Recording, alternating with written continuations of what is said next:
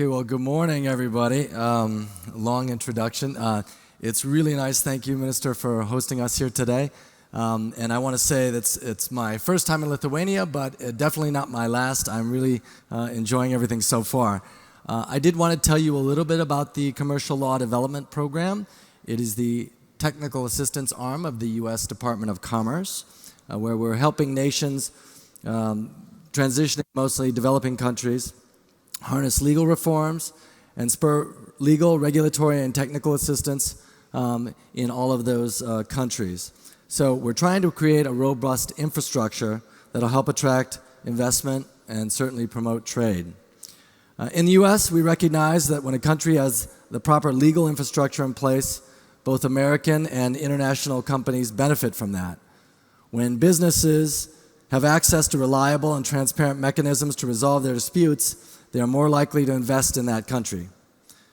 When there are fair and consistent procurement regulations, U.S. companies can bid on contracts and have an equal opportunity to compete. When there is a strong intellectual property regime, international companies can protect their patents and trademarks, attracting new ideas and promoting innovation internationally.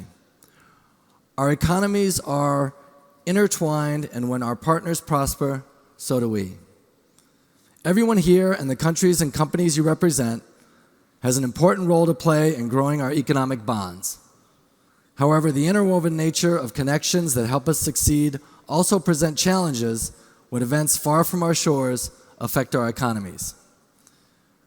Over the past couple of years, we've witnessed a global pandemic, war, natural disasters that have severely disrupted our economic links to one another. The fallout of Russia's assault on Ukraine emphasizes how intertwined our economies are. This time last year, my team was in Ukraine training hopeful law students in intellectual property rights. It's sadly difficult to predict how soon we'll be able to travel back to Ukraine to resume our in-person engagements. However, by continuing to work with our Ukrainian counterparts during this difficult time, it is clear that their resilience and dedication to cooperation will ultimately prevail. The opportunity to participate in this Transportation Innovation Forum is especially important to me because of the focus of the discussions over the next couple of days on solutions, whether that would be through cutting-edge software that a new startup has developed or high-level discussion amongst the ministers of transport. This is all very relevant for CLDP's regional programming, the goal of which is to boost regional connectivity and expand access to markets in the EU, Central Asia, the US, and beyond. Recognizing the heavy resilience on international road transport in the region and the recent congestion and delays at the border that are causing disruptions to supply chains around the globe, CLDP has prioritized the development of solutions that help streamline processes and logistics at border crossing points, and we are very much looking forward to learning about different solutions that you've developed and are prioritizing. Before I get into more detail about our specific projects, I'd like to highlight some of the ways that all of us in this room have been affected by Russia's war on Ukraine.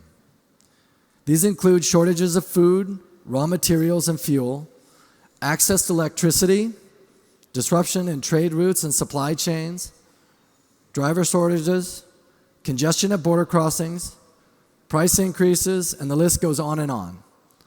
More specifically, food security has already suffered greatly. Ukraine and Russia are among the world's main suppliers of agri-food commodities, particularly grains and oils. They produce 32% of barley, 17% of corn, and over 50% of sunflower oils, seeds, and meals. Many emerging or vulnerable economies rely on these supplies, especially in the Middle East and Africa. The Food and Agriculture Organization of the United Nations, FAO, estimates that 20 to 30% of Ukraine's agriculture will remain unharvested in the 2022-23 season. Decreased availability of crops will further increase prices and competition, and developing countries will struggle to compete with supplies with developed countries. The war and resulting sanctions have severed key transport links between Russia, Ukraine, and the rest of the world, disrupting access to road, railway, maritime, and air corridors. Freight rates reached record highs during the COVID-19 pandemic. The current increase in fuel costs are causing inflation and may result in even higher freight rates in the near future. Additionally, safety concerns and sanctions have disrupted land and air transport routes via Ukraine and Russia. Air freight between Europe and Asia must now be rerouted to avoid Russian airspace, and rail transit through Russia is slowing due to checks for sanctions compliance, and further rounds of sanctions could risk halting rail transit entirely. Russia's connections to European ports have been cut, and Ukraine's ports in the Black Sea have been blockaded or occupied, leaving the country few routes for its commodity exports. Rerouting these connections is expensive, and even countries that do not have trade restrictions may struggle to import from the region. The effects of these challenges are felt by all citizens around the world, but it's important to recognize that these effects are felt in this region and in developing economies disproportionately, leaving countries with fewer resources and limited trade routes. For all these reasons, CLDP has focused its work on trade facilitation and prioritizing digitalization efforts to help resolve some of these challenges.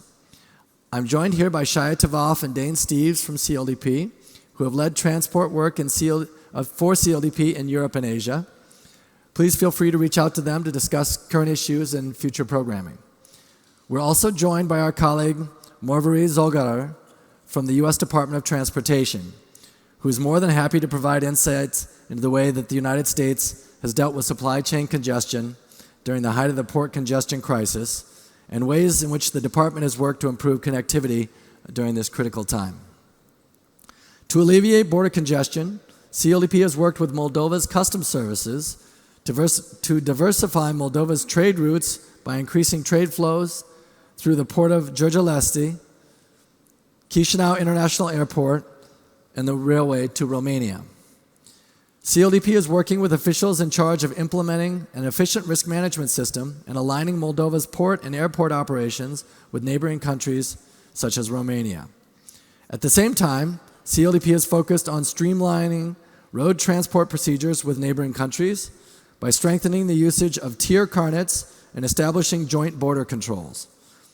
CLDP is also working with partner countries in the Caucasus and Eastern Europe to streamline their customs procedures in accordance with international agreements and to digitalize the trade corridors through the implementation of tools such as the digital tier system, electronic tier, ECMR, and the new computerized transit system. The goal of these efforts is to facilitate the efficient movement of goods while strengthening transparency and security. In Central Asia, CLDP's priority has been to strengthen economic connectivity amongst the 5 Central Asian countries. Over the past couple of years, in partnership with the International Road Transport Union, CLDP has assisted the Central Asian countries to digitalize the TIR convention. Last year, there were 414 digital tier carnets issued in Central Asia, and the number is growing. This has allowed those countries to save time at the border and reduce transport operator costs while allowing customs to perform proper risk assessment. CLDP is now working to facilitate Eastern European and Caucasus access to Central Asian markets to diversify trading partners and improve trade and transit routes that ensure a more resilient supply chain. This all brings me back to the importance of international cooperation and the terrific platform provided by this conference to discuss these challenges and solutions. CLDP is open and eager to learn about new initiatives and solutions from each of you.